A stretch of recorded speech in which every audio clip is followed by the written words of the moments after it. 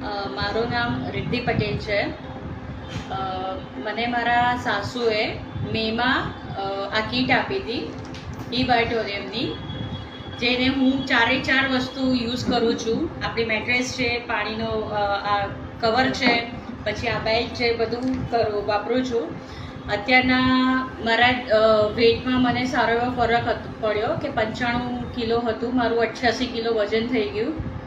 મને પાછળ ગાંઠ હતી રસોડી જેને કહેવાય, તે એના પર ખાલી સુવાથી જ મને ઘણો ફરક પડ્યો છે. અત્યારના એ બી એકદમ ઘણી ઓછી થઈ ગઈ છે, જે મને ખાલી ફક્ત સુવાથી જ આનો ફાયદો થયો છે.